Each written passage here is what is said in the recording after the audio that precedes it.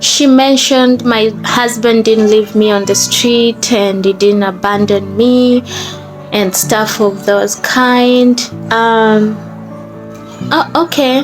The Hong Kong government was just like, we're gonna keep this African woman because she refused to go with her husband.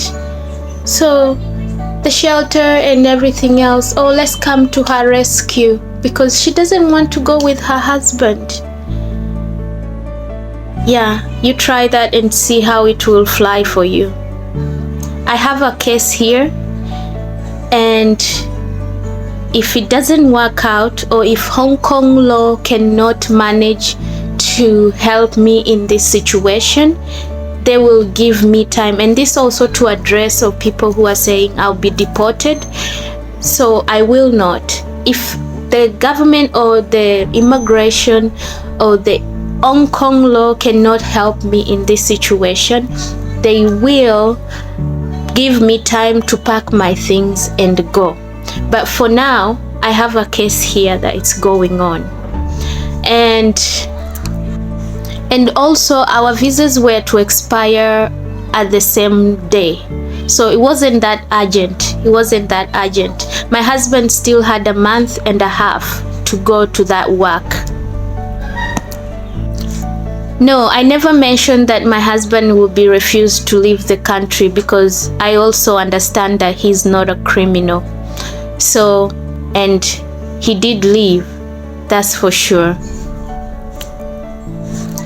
Now, the reason why I wanted to do it here in Hong Kong, I have many reasons, but one of those reasons will be that the Hong Kong law, I knew the Hong Kong law will be fair to my case. It will be fair to me and also to my husband, because while I was reading about it and knowing things about it, asking around, having to talk with many lawyers, I understood that their first priority will be the kids and how we show up in their lives together as parents, because they understand the importance of both parents being in family or being with kids. So they understand this. So I was like, I'm gonna do it here because they're gonna be fair about the whole situation. The second thing will be, my husband does not have that much money to buy the Hong Kong law so that everything can work in his favor, because that's what he had planned and that's what he used to threaten me about.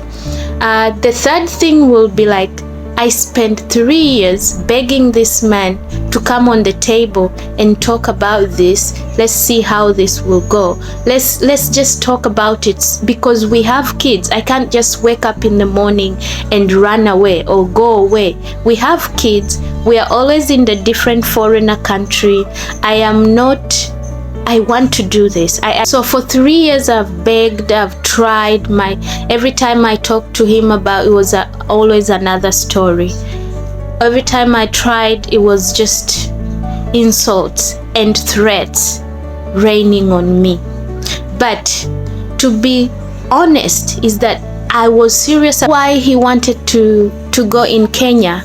He knows the system is not reliable. He knows he can easily buy the lawyer or some of the people in the system and everything to work in his favor. He knows that he has money and he's a white male, so things will work in his favor pretty much. That's why he's in Kenya. It's cheaper, the system is not reliable, the system work with those with money. You understand?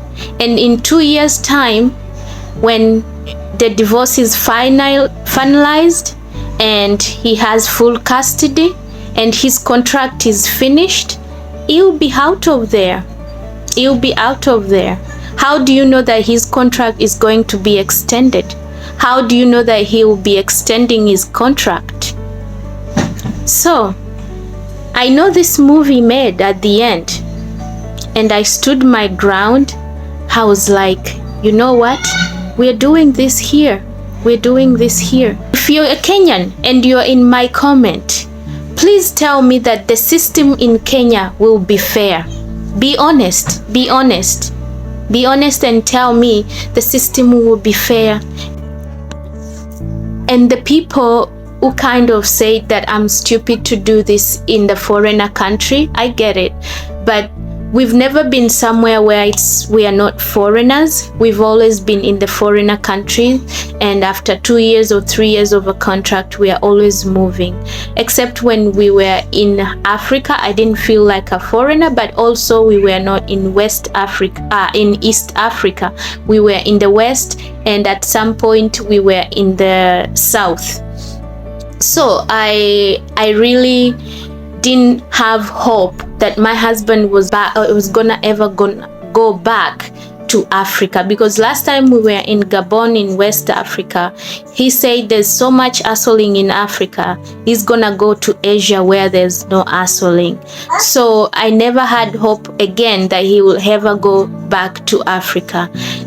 Saying this is that the first 6 years of our lives, I asked him to move back to Kenya and have a simple life, and me farming, because I love farming. That's how I grew up.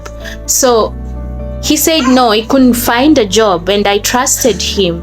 So from when we moved here, I haven't asked him about Africa again, because I knew that this was done. I knew this, I'm done with this relationship.